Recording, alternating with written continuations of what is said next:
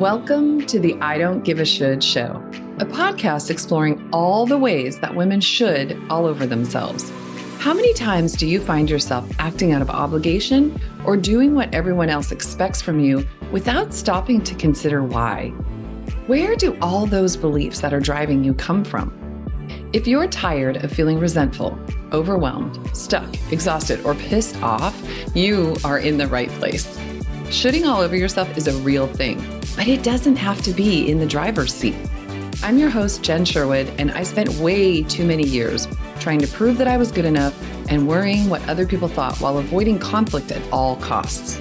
Today, I don't give a shit. Well, not as many anyway, and neither should you. I'm talking to women like you who figured out how to stop shoulding and start living.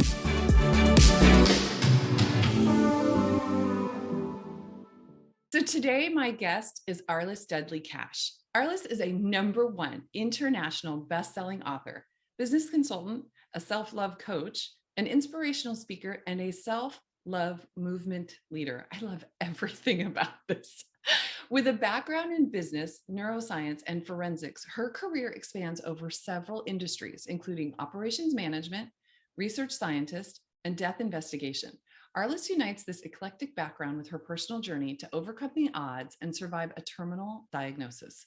Her award-winning presentations include topics on extreme self-love, mindful business practices, and body positivity. Arliss is a big believer in the magic of our individual stories and the power of storytelling to affect positive change in this world. In 2021, she co-founded the Body Positivity Podcast, which she hosts with her colleague, Diana. Through her company, Solutions LLC, she is passionate about helping her clients to become more powerful, joyful, authentic business owners experiencing freedom, having a lot more fun in their business, and experiencing the success of their dreams. Arliss's dream is for each of us to become the loves of our lives. Oh my gosh, what an incredible goal. We were talking right before we hit record about just this unique approach you have to combining business and self-love. And I cannot wait to get this started. Welcome, Arliss. Welcome. Thank you so much. It's such an honor to be here. I can't wait to hear your story. I've heard a little bit of it, but I did say, hold that until we're recording because I want to hear what's going on. So without any further ado, Arliss, can you tell us what it was like when you were living under the shoulds?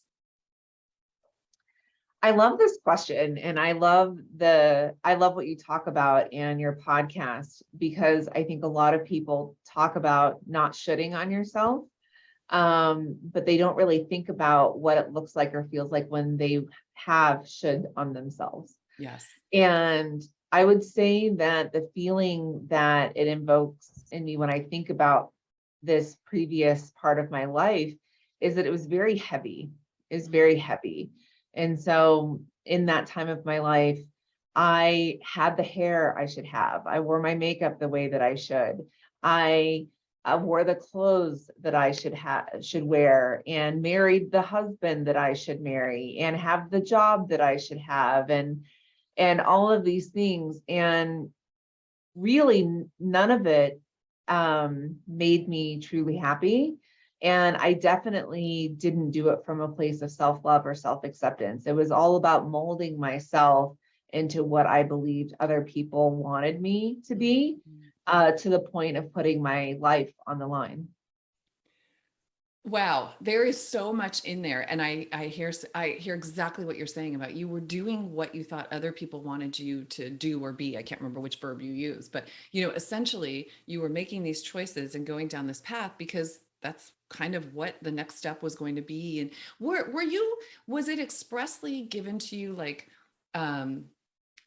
these are the steps maybe from your family, like you're going to go to college and you're going to do this? I mean, I'm guilty of having done that to my own kids, right? Like go to college and prescribing these steps for them, which isn't necessarily a bad thing. They still have choice. But were you expressly told the shoulds, or do you think it was more just subtle and you were just responding to them?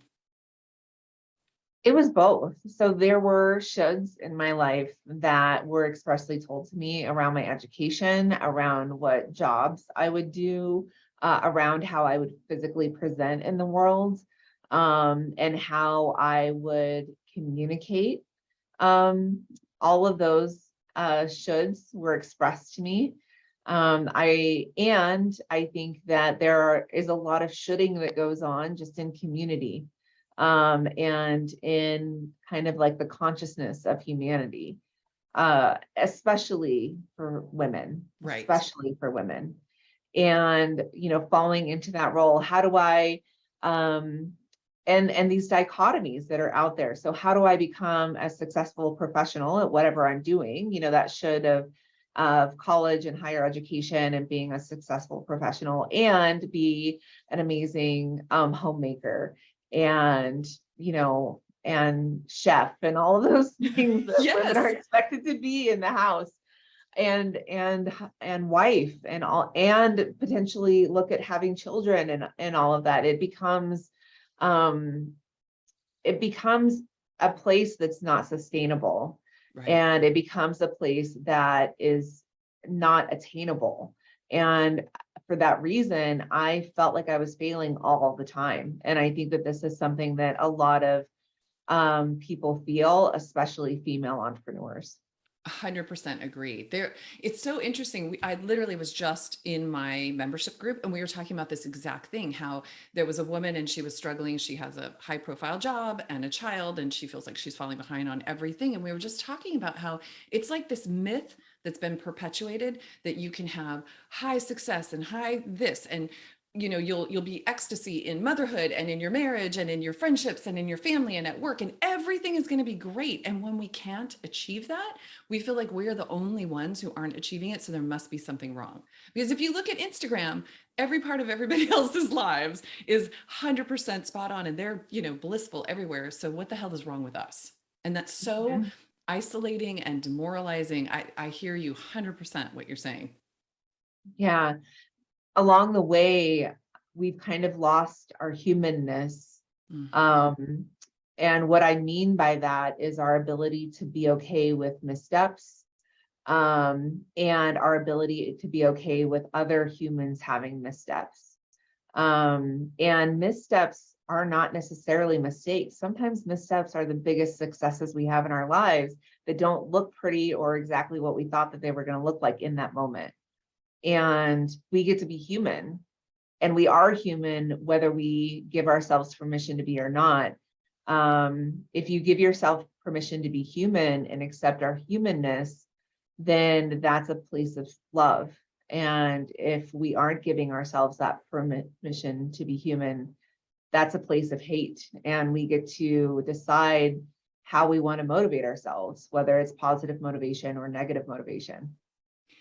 Oh my goodness. When you just said that piece about not respecting or not recognizing our humanness, it felt like an exhale for me when you said it. Like it's permission to just honor that human piece of yourself. And we all make mistakes. But so the opposite of allowing humanness, would you agree, is like the inner critic? You said it's hate. So it's this beating ourselves up. So either we honor and respect that we're very human and we are going to mistakes and we are going to fall down, or we sit in this place of beating ourselves up for not being perfect, for not being superhuman. Yes. Ah, when you put it like that, it makes it so clear, and it seems easy, and yet it's not easy to move from a place of beating yourself up into a place of self-compassion. So I'm imagining, if I walk this back a little bit, so that heavy feeling for you when you were going through this, when you were responding to these expectations that, by the way, nobody can live up to. These expectations that are in our culture, our families, our society. So there was this heavy feeling for you. So what was happening for you as you were moving through this? Striving and conformity, and um and what it all came down to was really overworking myself in Mm, every aspect of my life, yeah. being willing and okay with putting my physical and mental health on the line to achieve, and not having a regard for what my body, soul, or mind needed in order to be healthy. I didn't even have the concept. I mean, I knew healthy in the sense of somebody physically presenting as not sick, Yeah. Yeah. but I didn't know the concept of actually being healthy in body and mind at the time. So interesting. I was just thinking about that. So often when particularly when we're younger, we are just striving.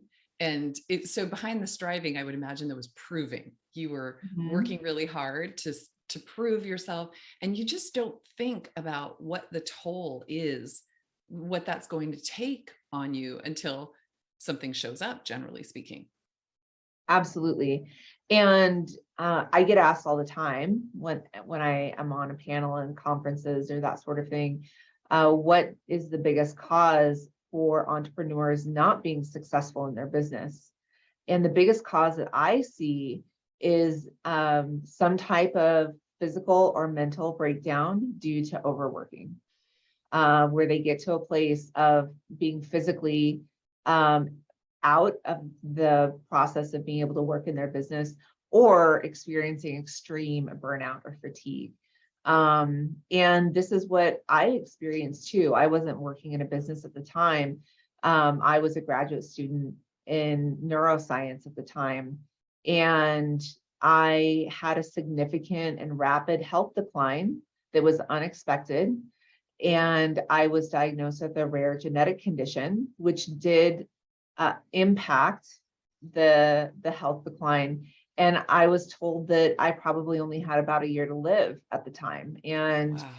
Um, and I realized in that moment that in all of that proving, as you said, and striving, that I had literally almost overworked myself to death. Oh my God. How old were you when you got this I mean, a diagnosis like that at any age is traumatic, but how old were you? I was 28. Oh my God. Wow. I cannot imagine what that was like for you. Can you share? It was devastating. I am the biggest gift I've ever been given, both. Mm, But at the yeah. in the moment, it was devastating. I had um a beautiful home. I was 3.5 years into a PhD program. I was dating somebody new. I was playing softball on the weekends with my friends and had dogs and all the things that people think about as far as like finally having made it in their life. Yeah. And it was all taken away in an instant, and I didn't know if I was going to recover. And honestly, at that point, I didn't know if I really wanted to try to recover. Wow. I was devastated and in a place where giving up looked at like the easiest option, and just allowing how sick I was to take its course. And about 6 months after my diagnosis, I decided not to give up. And I decided it was worth it to try. Wow. What was it? What made you change, or what made you shift? I felt like, why not? I'm worth it. I'm worth trying, and I may not be successful. It's so funny because every other part of my life was so driven by being successful. It's like and I wouldn't even try things if I didn't think I could be successful because, Oh, like, wow. because I didn't want to run the risk Yeah. of being a quote unquote failure, right? Um, and I was like, why not? If I succeed, I get to stay here and live a life. And if I don't succeed, nothing changes. I'm still in the same position. And I just go further down this path. And I think that that was a big turning point for me. And one of the reasons why um, I've been so successful in my business and life now is because I'm just not afraid to ask. I'm not afraid to try. I'm not afraid to fall completely flat on my face in front of a group of people and then get up and try again. And I it's so much less scary for me to try new things now because I already tried the thing that would be the hardest thing not to Yes. be successful at. And so everything else, even if I don't succeed, it's just a blip. It's just, you know, yeah. That's so I love this so much. And yet I still I want to ask you one thing from as this journey was progressing. So you said after the 6 months, you decided I'm worth it. In the 6 months before, Were you a person who thought you were worthy of your own affection, attention, that sort of thing? Or was this the shift? Oh, I not only did I not think I was worthy and did not have a self-love practice, didn't even understand the concept of self-love, I used shame, blame, threats to motivate myself. That Oh, was yeah. like, that was my bread and butter of how I moved myself forward in my life. And I will say that it will be successful up to a point. Mm, Negative motivation is successful up to a point, yeah. and then it will not be successful anymore, and it will cause people to take a downturn. And that's exactly what I experienced too. And I think that the shift happened because I realized that I had put everything else in front of my own health, and everything else in front of my own well-being, my partner, my parents, my family, my friends, my career, my pets, everything. Everything. And Yeah. and I I had to get to a point where the only thing I had left was to give was myself, was to give to myself. Yeah. And I'm curious. Can I, oh, sorry to interrupt you. Can I yeah, just ask you a quick question before this escapes my brain? So you were saying, that shame, blame, that sort of thing can be motivating to a point. Now that you have successfully been that person versus the person who's motivated from a place of self-love, I have to imagine, but I want to hear what it's like for you, that motivation feels differently in how things are executed and in your fulfillment or enjoyment of your life. So coming from a place of proving and shame or whatever the motivation was, that doesn't sound like it was a good motivator, versus now, can you talk a little bit about that for women who may still be very much in the shame and blame one? Like, what is it like now when your motivation comes from true self-love? well, and I will say that making the shift can feel really scary, because if we have had something that has helped us up to this point, choosing something different and new can feel scary. And now motivating from a place of a positive motivation, compassion, gentleness, self-love, kindness, all of those things, it's like being able to breathe. Oh, wow. It's like being able to breathe, Yeah. because there's no pressure or tension. There's no sadness. There's no anger that I'm directing at myself. There's no judgment. And I'm not saying that I'm 100% at this all the time. Right. Self-love is a journey, and there's peaks and valleys in that. And I'm always learning more about how I can love myself. And it takes away that heaviness. It lightens everything up, and it makes doing things so much easier. Um, I don't even, like, literally, it just feels like being able to take that breath. And I know that we have all been there, where we felt under pressure, or we felt deep shame, or felt unworthy, and we almost can't breathe from Yeah. that weight. Yeah. And when we move into a place of self-love, it's like taking that full deep breath and feeling the whole chest and abdomen expand, and that it's like luxurious almost. Oh my gosh, I love the contrast. So that feeling of heavy, we all know that feeling of when something feels really heavy and weighty and difficult. And I'm almost imagining like a boulder sitting on top of the chest, impacting the breathing. That was kind of the sense I got when you said heavy. And so when you said it feels like you can breathe, just light and airy, and that is so um, inspiring and motivating. And my head is going so many different directions that I want to go with you, because I find this conversation so fascinating. But coming from that place of positive motivation, I just love how you're describing the feeling.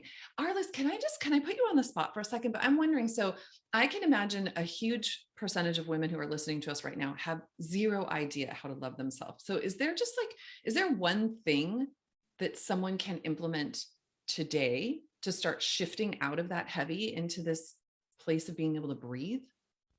Yeah. The most impactful practice that I have experienced and seen my clients experience is looking at themselves in the mirror and saying to themselves, I love you. And start where you can. If the first time you go to look yourself in the mirror, you can barely make eye contact, just practice making eye contact. It may take a period of time to get to the point where you can say, I love you to yourself in the mirror and really feel that it's true and that you mean it. And that's okay. And there are days when I do it that it doesn't feel as true as other days. And that's okay too. Yeah. I imagine a world where it's normal for people to wake up and that be something that everyone does around the world. Oh my God, I want to live in that world. I do too. I want to live in that world. Because that's not how particularly women are raised. In fact, I will say, this is just silly, but as an aside, my older brother used to walk around our house when we were growing up. He's a teenager, and he used to walk around singing, I am so beautiful to himself. You would not catch, girls are not raised that way. We're raised in a way like looks are super, super important. And this is part of the value that we bring to the culture. That's what we're raised to believe. But if you worry about your looks, you're conceited and selfish. So like there are all these conflicting messages. And we're not talking about superficial look in the mirror, say you love yourself. That's not what we're talking about. But women aren't socialized to love themselves. We're not. And so this practice, I want to live in this world too. Yeah. And I think that, the biggest shift that we can do is to try to take the comparison out of things. We are all our own individual humans, and our body expressions are unique to us. There's no possible way, even through surgery, to look identical to another person. Right. Even identical twins eventually look a little bit different just because of the natural aging process.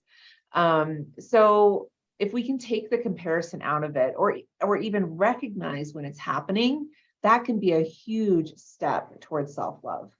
Oh my gosh, comparisonitis is so defeating. We don't feel better about ourselves by trying to climb on the backs of someone else. Like, well, at least I'm better than that, or then I'm worse than this. Neither direction is useful.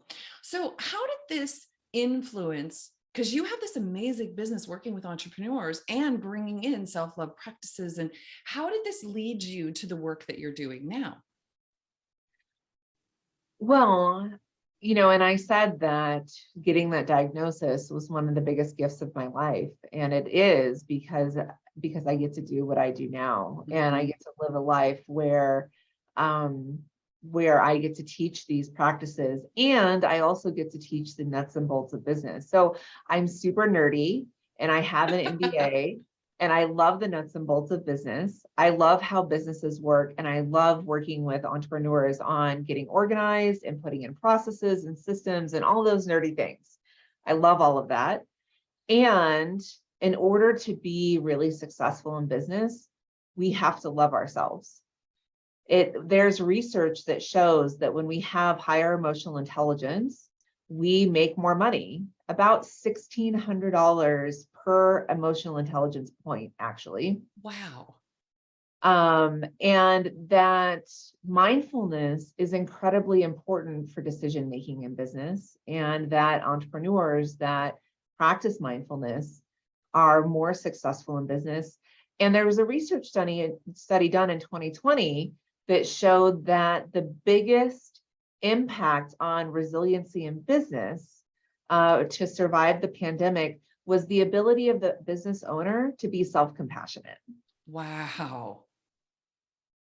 Wow. That is incredible. It seems like these two industries, disciplines, that seem not compatible, and yet they're so entirely compatible and maybe even interdependent, you could say. Absolutely. I mean, if we look at people that are really successful in business long term, they are working on growth within themselves. Yeah. They are working on these principles. Now, they may not talk about it in the boardroom, but they are surely enacting them in their business and with the people that they are interacting with, and they are choosing to do business with those who are doing the same. Yeah. Yeah. Okay. So you obviously you beat, or you have learned to live with, or I actually shouldn't make assumptions about where your health is at, but I'm sitting here looking at this really vibrant, healthy looking woman who has presumably outlived that initial what they said you had. I'm thankful for that. So you went from heavy, you got this life-changing diagnosis. What is life like now? You've done this massive amount of work. You have this business that you love. What is life like now? Fun. Life is so much fun, and I have so much play in my life. And honestly, working in my business feels like play a lot of the time. Mm-hmm. And I have silliness and all of those things, and love and care, and really wonderful people. I am very healthy now. It's been almost 10 years since my Wow. diagnosis. Congratulations. Thank you. I have changed almost every single way I show up in the world, from how I speak to myself to what I put in my body, to the clothes that I wear, and even the health professionals that I have supporting me.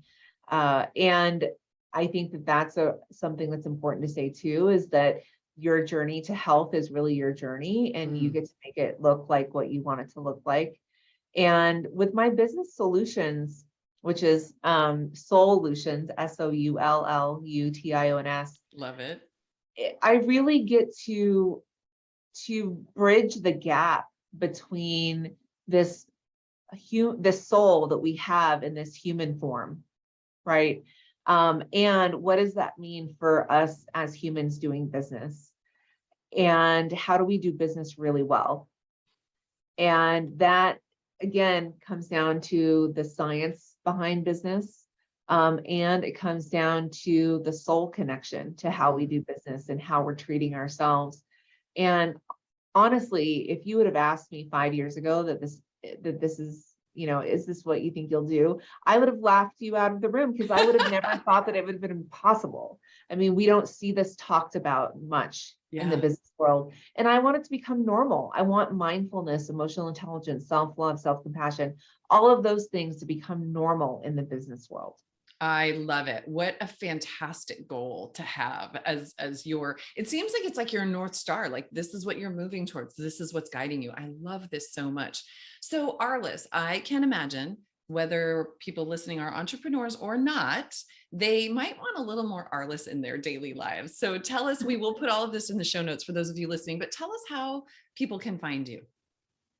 My website is soullutions.com. Again, that's Soullutions.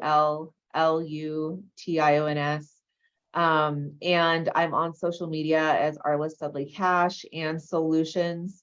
I do a lot of public speaking and that sort of thing. And so you can also just Google me, and there'll be talks that come up and that sort of thing. So, and I love connecting with people. I have a daily I love you list that I have dozens of people on, and I send out daily I love you messages, Oh 5 my days a week. gosh. So, I love to connect with people, and I love to support entrepreneurs, whether they think I'm a good fit as a business consultant for them or not. I do a ton of networking. So I would love to connect, and I would love to connect you to the people that you need in your life. Yeah, amazing. I will attest to that, because Arliss and I had our first conversation. I don't even remember. It was weeks, months ago. I don't remember. And she's already connected me to some incredible women. So I can attest to how networking is just part of who you are. And you really do know who people need to talk to. So thank you for that. And thank you so much for being on the show. It's just a joy to have you here. Thank you. And thank you for what you're doing and having this conversation. This conversation changes lives, and we need more of this in the world. Thank you. Thanks for saying that, because I think so too. The more we can spread self-love and the more we can get out from under shoulds and expectations, the better. So, all right, Arliss, thanks so much for being here. To those of you listening, I'll see you next time. Thanks. Bye. Hey, friend, if you recognize yourself in these stories and you don't want to give a should anymore, you have to join my coaching community, the GC. Come learn the tools to recognize when fear and worry are running the show and how to shift into more of what you want without guilt or blowing up your life, unless, of course, that's what you want. Inside the GC, you'll learn strategies to start making yourself a priority. Stop saying yes when you mean no. Have hard conversations and so much more. And you get to do this with a group of women who are making the same changes in their lives and are there to support you, not judge you. It's a seriously warm, safe space where genuine connections are made. The GC is where doubt and loneliness meet their match. You can get all the info at jennifersherwood.com/thegc. But if you're not ready for something like that yet, I've got you. Head over to my website, jennifersherwood.com, and hit the Relief Right Now button. I'll send 3 ridiculously simple steps to go from overwhelm to ease.